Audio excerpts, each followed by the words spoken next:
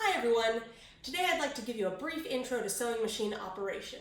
We'll be discussing how to set up and thread your machine, regardless of what type you have, in addition to the ins and outs of basic machine operation. Now, while I know that all of you will likely be sewing on different machines, I'm going to point out some parts of the machine as well as its threading process that are actually the same for all, regardless of the make or model. For today's threading demo, I'm going to be showing you threading on two different machines, both of which are slightly different from one another, but each of them has elements that could relate to the machine that you have at home. Ultimately, the machine that you purchase should have its own manual that will give you very specific diagrams on exactly how your machine's preferred threading goes, but I'm going to be pointing out some similarities that should be the same across all machines, in addition to techniques that will help you always be sure you thread it properly. First off, when you plug your machine in, it should come with two separate cords, one for the power cord and one for the foot controller. Sometimes they'll be combined into one, but most commonly you'll see them separated as two. When you go to actually plug your machine in, the number one thing to know is that your machine should never be plugged directly into the wall outlet. It should always be plugged into a surge protector, particularly if you have a computerized machine. The same way we want to protect any electronic devices like televisions and computers in the event of a power surge, your machine also wants the same care. Then you'll want to locate your machine's power switch and turn it on. In most cases, this will result in the light coming on. To begin our threading process, it's important to note that a stitch is always formed by two separate threads. One that runs along the top end of the machine and out through the needle that sews the fabric from the upper side, and the other one is called the bobbin. The bobbin is a thread that sits on the underside of the machine and comes up from below and sews on the underside of the fabric. A bobbin comes as an empty little spool with your machine. Most of the time your machine will come with a few of them. An important thing to note about bobbins is not all bobbins are created equal. Different brands and different types of machines may all have their own proprietary bobbin of various sizes, shapes, and even types of materials that they're made out of. So you need to be sure that when you're sewing on your machine, you are using the correct type of bobbin that is meant for it. In your tools for this class, you were given a bobbin and bobbin case that are made specifically to be used on the industrial machines in the sewing labs. So you need to make extra sure that you are never using that bobbin and that bobbin case in your machine. It most likely requires a different type. With that said, the first thing you always need to do for threading your sewing machine is to wind some thread onto your bobbin. Your bobbin just comes as an empty spool, and it needs to be loaded up with whatever type and color of thread you're using for your project. To wind your bobbin, you'll need to first position your spool of thread on the spool pin. This one happens to have a vertical spool pin, in which case my thread also needs to come up and over a device called the thread tree. The thread tree is what helps regulate the feeding of the thread because it always needs to be pulled straight off the end of the spool. Next, some machines may have a couple extra little thread guides, just some little hooks that you need to go through first, so you'll want to check your machine's manual on that, but ultimately our goal is to get our thread over to this thing, which is the same on every single machine. It's a little springy tension disc that helps regulate the tension of the thread as it gets wound onto the bobbin. So also check your machine's instructions for exactly how to wrap around yours. Mine involves coming under this little hook right here, but then I swing the thread around the tension disc. You want to be sure that your thread is underneath the springy part of the disc and it's being held firmly. You'll know that this did not happen if, after winding your bobbin, you see a lot of loose, irregular looking threads wrapped around your bobbin. Next, take the end of your thread and you want to look at your bobbin. Usually most of them will have a hole somewhere within the outer rim. So you want to take your thread and coming from inside the two rims, bring your thread up through the hole from inside the bobbin to outside. And then lastly, you'll place your bobbin onto the bobbin winder. After your bobbin is on the winder, you need to engage the winding mechanism to tell the machine that you're trying to wind the bobbin and that you're not trying to sew. A lot of machines involve just grabbing the bobbin and winder and clicking it over to the right. This machine has a lever that we push that accomplishes that. And when we're all good to go, you're gonna hold your excess thread that's coming out of the hole in the bobbin straight up, and we're only gonna wind it for a few seconds to get it started before then cutting that off. So start to wind, and then at this point I can stop, snip the thread, and now we can put our foot back onto the foot controller to continue winding until the bobbin is full.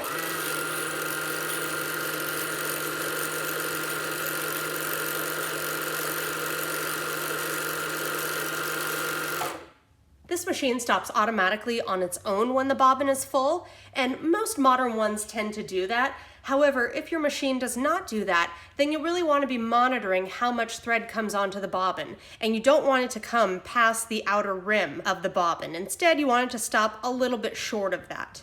When you're finished, you can then disengage the winding mechanism by pushing your bobbin back over to the left, and then you'll remove the bobbin, take your scissors, and cut the thread to separate the bobbin from everything else.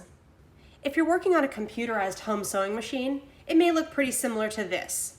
Most of them have a spool pin that sits horizontally, in which case you will take your thread, place it onto the pin, and use the cap that comes with it to secure your thread in place. For winding our bobbin, it always begins also with some sort of thread guide, a little hook that immediately follows the thread. So I'm gonna click my thread into this one, but you'll want to check your machine's manual for its exact threading pattern for winding the bobbin. Next, mine wants me to come under this hook as well, but here we go again. There's that little springy winding disc that is common on every single machine ever in terms of winding your bobbin. So I want to follow the threading pattern that's indicated with the little diagram and bring my thread underneath and around the little springy disc. I want to look for the little holes provided on the edge of the bobbin. This one is right here. So just like we saw earlier, I want to bring my thread from in between the two rims, inside to outside, through the little hole. Then I'll place the bobbin onto the winder, and this is the most common way you'll see to engage this type of bobbin winder. You're just going to grab the whole thing and pop it over to the right to tell the machine that you want to wind the bobbin and not sew. But this process is the same with all machines. I'm just holding my thread straight up in the air, and I'll wind a little bit onto the bobbin first, just to get it started. Then come in with my scissors, clip the excess thread away, and continue winding until the machine tells me it's done, or I see that the thread is at an optimum level of fullness, not going past the outer edge of the bobbin rim.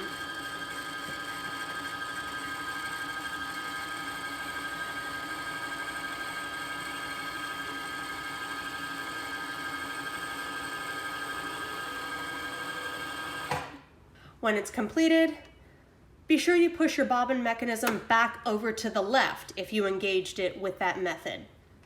Then remove your bobbin, clip the thread, and you're ready to sew. There are two main types of bobbin mechanisms that you'll usually encounter. One of them is a top loading bobbin, in which case the bobbin itself drops directly into the top side of the machine.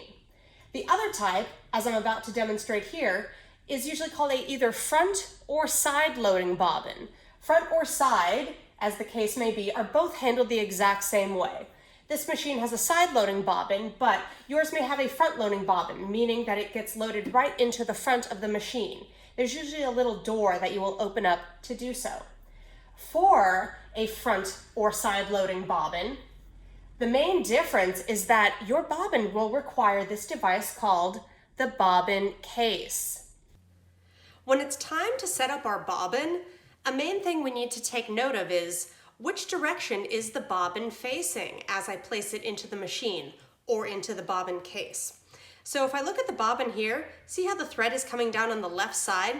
Imagine that that makes a letter P, like for princess, and if it was facing this direction with the thread coming down off of the right, it's like a lowercase letter Q, like for queen. So you have to ask yourself, depending on the type of machine you have, are you a princess or a queen?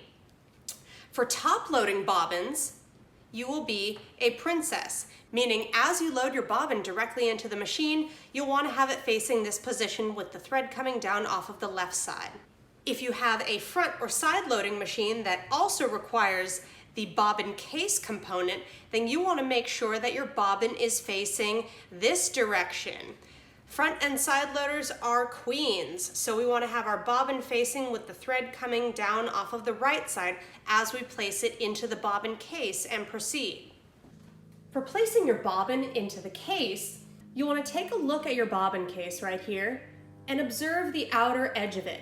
You'll see at the top here, there is kind of a large opening, but we're looking for right here along the edge where there is a tiny little slit.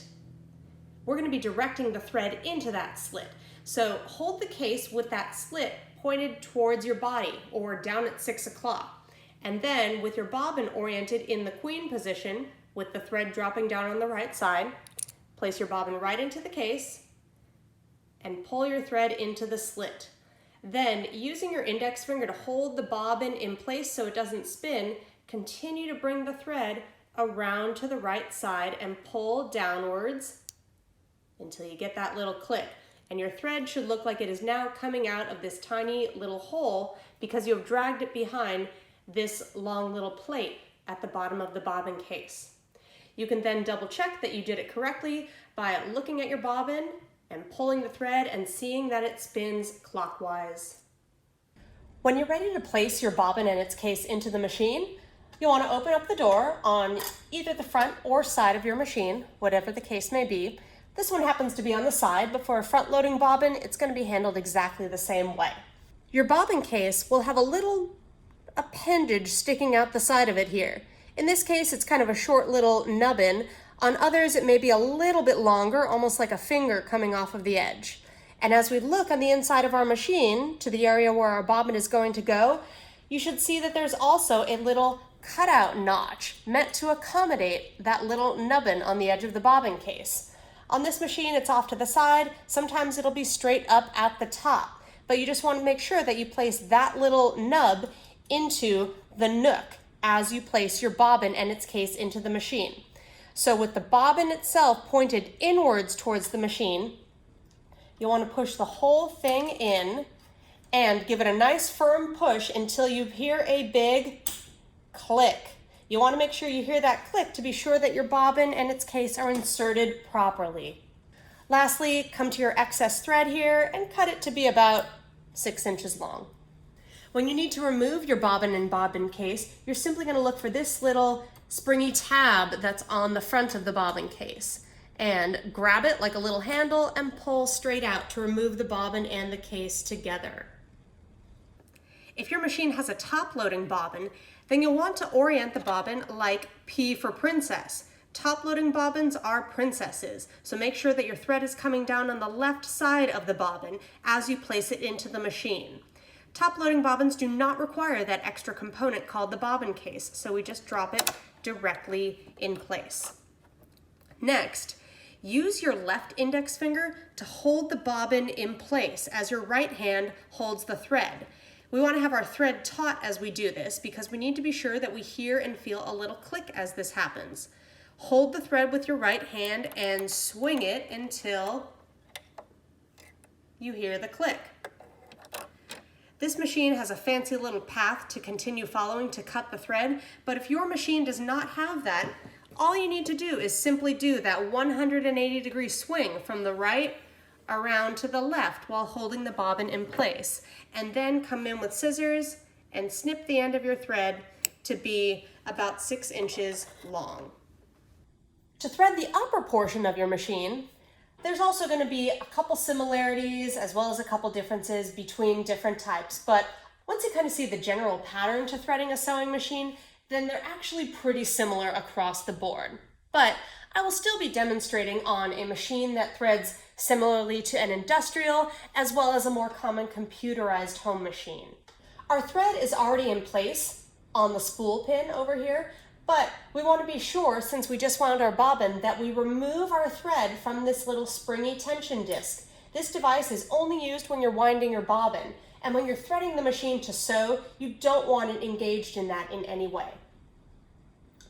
This first part is where you're going to see some differences across different machines. You always have to go through some sort of thread guide, as we call it.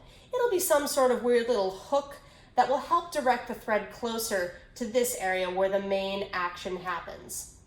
This one, Threading Like an Industrial, has this little bar with 3 holes in the top. I'm going to go bring my thread down through the first hole, wrap it around, and bring it down again through the next hole. Your machine has a lot of different tension discs, plates that come together, in which your thread needs to be embedded for the tension to be correct. So holding the thread taut at the top as you thread with your other hand will ensure that it gets properly engaged in all of the tension mechanisms. So I'm just going to be holding my thread at the top with my left hand while my right hand does all the work. Industrial machines, as well as some older machines, will have this big tension knob on the front. And if you have a similar device, this is how you will thread it. Bring your thread around the right side of the knob and up from below, and there will be a little curved springy wire at the top that you catch as you then bring your thread back down, pulling the springy wire with it.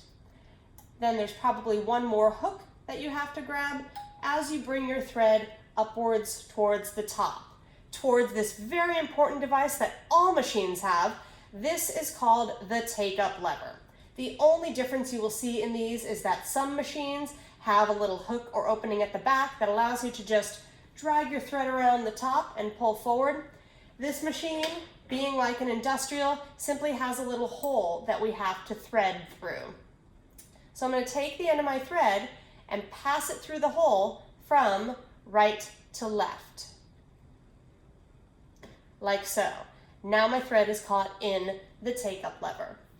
If your take-up lever is down low or not visible in any way, then you'll simply want to reach over to the right side of your machine to the hand wheel. Turn the hand wheel towards you until the take-up lever comes all the way up to the top. That's the optimum position for threading your machine. Then we're just going to continue our thread down the front of the machine. This one has one little kind of guide that we need to go to before we get closer to the needle, but there's another one that's right at the top of the needle that all machines will have. It could open up on one side or the other, so I'm just going to bring my thread in from the right and pull until my thread is behind that little guide. And now it'll be time for us to thread our needle. A good thing to do before you attempt this is to take your scissors and snip the end of your thread so you have a nice clean end without any little fuzzy bits, making it more difficult for you than it needs to be. Since this machine threads like an industrial, it will thread sideways. And when you have a sideways threaded needle, your thread will go from left to right. If you have a front-facing needle, like most home sewing machines do, then you will be threading your needle from front to back through the eye. So I'm just going to take the end of my thread and pass it right through the eye of the needle from left to right and pull. Be sure that this little loop of excess as you bring it through doesn't get hooked under the tip of the needle or twisted around in any way. The last thing we need to do before we're ready to sew is to draw up our bobbin thread from below so it can join the party. Right now we only have our top thread, and you always want to see 2 threads present throughout the duration of your sewing. To draw up your bobbin thread, you'll want to hold the thread off to the left-hand side with one hand. Then, with your right hand, reach over to the hand wheel on the side of the machine and turn the wheel towards you 1 full rotation. And as you see the needle go down and come back up, gently pull the thread with your left hand until you see a cute little loop of thread pop up from below. That's your bobbin thread. So come in with any tool you have handy and do a little swipe from below to pull out your bobbin thread. Lastly, we want to take our upper thread and direct it so that it is underneath this device called the presser foot. We always want this thread underneath the foot as we're doing our sewing. So I'm just going to direct it into this slit at the front and then swing it out to the back. Ultimately, you want both threads coming out the back of the machine as you do your sewing. If you're using a standard home sewing machine, computerized or not, it may look very similar to this, and the threading pattern will be very similar to what I'm about to show you. Our spool of thread is already in place and secured by the spool cap since we just wound our bobbin. You'll just want to be sure that you remove your thread from the little bobbin winding tension disc at the top of the machine. Again, that is only used for winding the bobbin, not when you're actually sewing.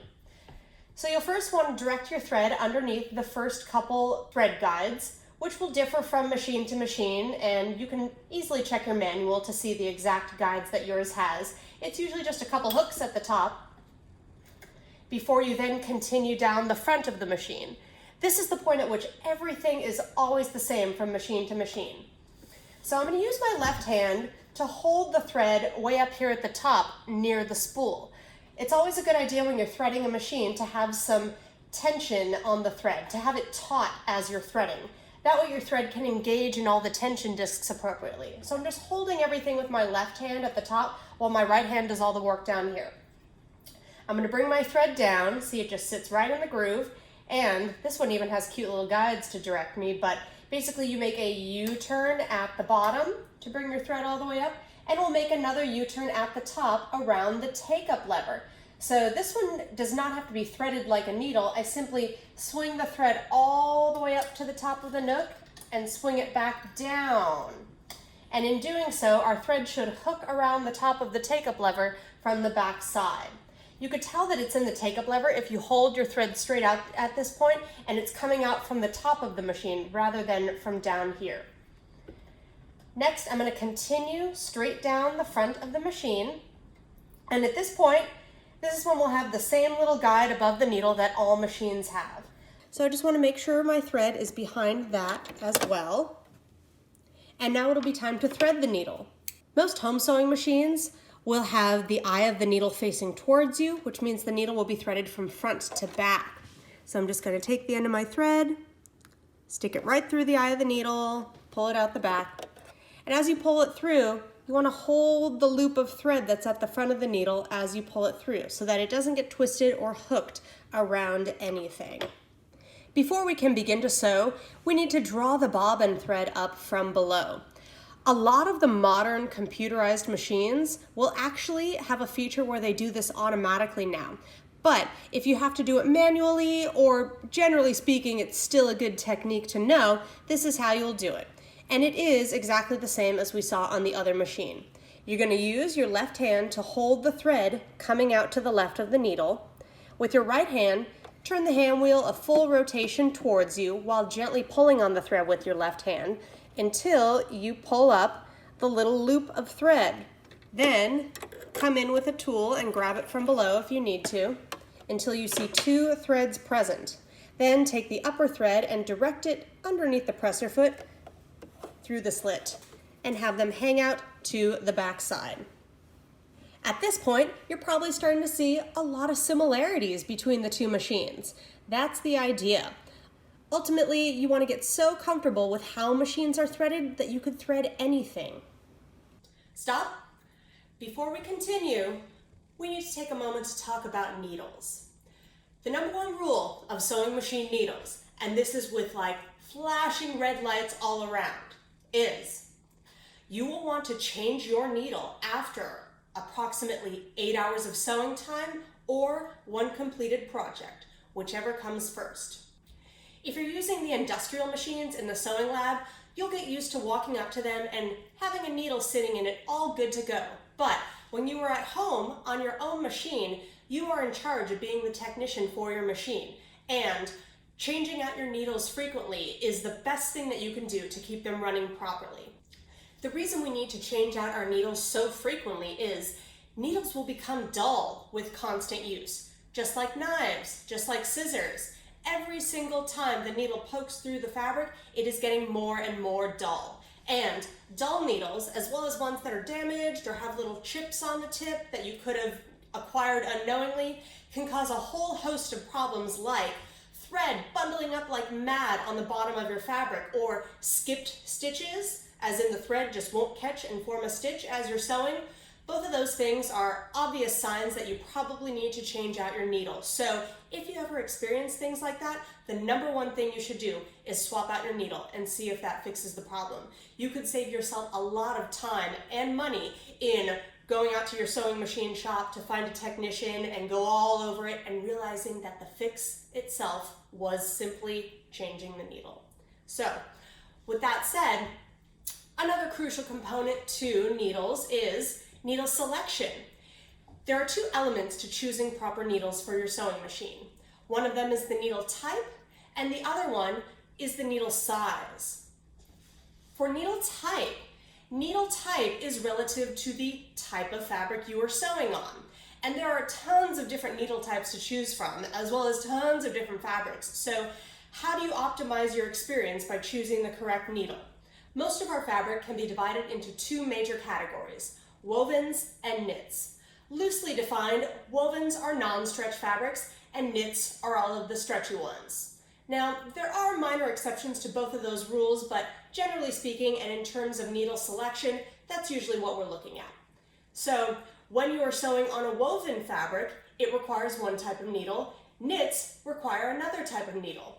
This is all due to the shape of the tip of the needle that allows it to sew more optimally in the different types of fabric. So, what type of needle do we pick based on either one? As we look at all the different types of needles available, sharps are usually the type that you will want to pick for sewing on a woven or non-stretch fabric. Ballpoint is the best type of needle for a knit fabric. There are also tons of other needles because there are so many other fabrics. There are needles that are optimized for sewing on jeans. There are leather needles that actually have a sharp beveled edge to the tip that allows it to slice through leather and vinyl. And there are top stitch needles for sewing the top stitching on jeans. The needle actually has a larger eye that allows it to accommodate a thick thread a little bit better. But for our projects that we'll be doing, as well as most of your general sewing that will happen on muslin, which is a woven fabric, we will be looking at sharps as our primary needle of choice. Sharps are the best type of needle for sewing on a woven fabric.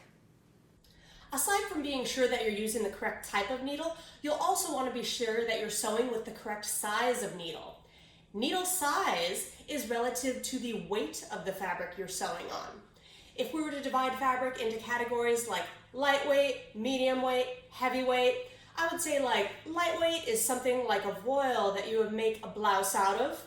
Medium weight is kind of like the weight of muslin and standard non-stretch cottons. Heavyweight is when we're getting into denims and even some home decor fabrics. So with those categories in mind, as the weight of your fabric increases, your needle size needs to get larger.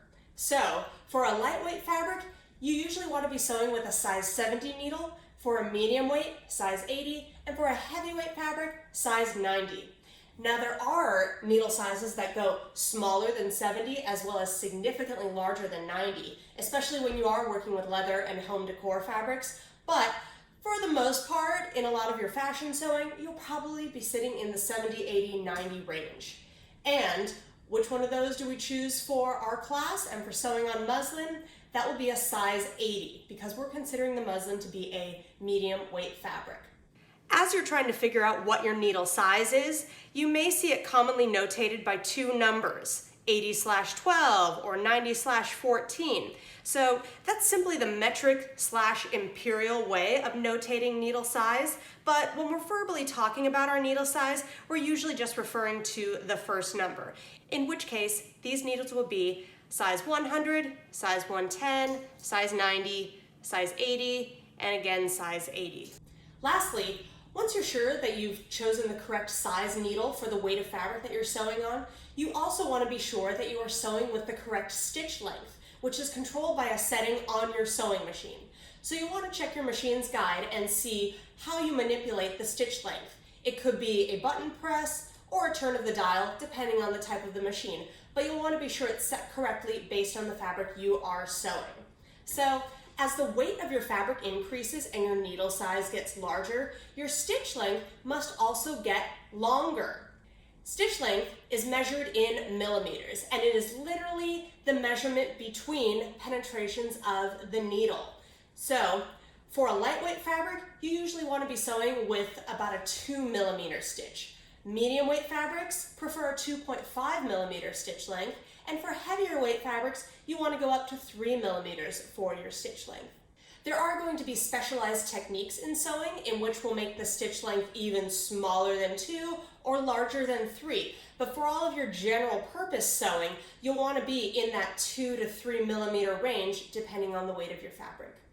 When you're ready to sew, it's always a good idea to give your machine a quick test before you dive right into your project. That way, if you have any threading issues, you can resolve them before you actually sew on something that you care about. So I'm just going to come in with a little scrap of fabric here. And at this point, we're just checking out how things are, so I'm not really concerned with what line I'm following. We'll address those details later. I'm just going to place my fabric underneath the presser foot right here. Now at this point, the presser foot is up, but it must always be down when you are sewing. To operate the presser foot, you're going to find the lever on either the side or back of your machine. My machine has it at the back, so I'm just going to grab that lever and bring it down to lower the presser foot onto the fabric. You never want to sew on anything while the presser foot of your machine is up. It always needs to be up to get your fabric underneath and up to remove your fabric, but down while sewing. Think of it like the emergency brake on your car. It should become an automatic maneuver to lower it when you begin to sew and raise it when you're finished. But now that it's down, and I'm sure that my fabric is underneath the needle, I'm just going to press the foot controller and sew forward. Make sure you stop before you go off the edge of the fabric. When you're finished, if your needle stops down like this, on computerized machines, there's usually a setting that will change it to always stop up. But in the case of a manual machine, it could stop at any part of the needle rotation. So you want to be sure that you always raise your needle up before removing your fabric. Reach over to the hand wheel on the right side of the machine and turn it towards you to raise the needle up to its highest position. At that point, you can then raise your presser foot and pull your fabric and thread off to the side. If when you pull, you see 3 threads or 4, or it feels like a big tangle, then simply grab the hand wheel and turn it a little bit further. See how that thread released? You should only see 2 threads coming off cleanly as you pull your fabric away. When you're done, you'll want to check your work. Look at the stitches on both the front and back side of the fabric. They should all be nice and uniform. If you have any loose threads bundled up or one that looks way too tight, then that could be an indication of improper threading. If you happen to notice any weird looking stitches on the top or bottom of your fabric, then you'll want to check out your threading and be sure that everything is correct. One thing I would caution against is messing with the tension knob on your machine. Most of the time we see a problem with the tension of one thread or the other and think that the knob needs to be turned. But in almost all cases, it is truly just user error in the threading process, or sometimes a dull needle. Most machines are actually quite happy with their tension at the number 4 setting. So if you do see weird looking tension in your stitch, then you'll want to be sure that your machine is only at number 4 and then leave that knob be and investigate your threading situation instead to resolve the problem. Now that you're all pros at setting up and threading your machines, you'll be all set to dive into learning industry techniques.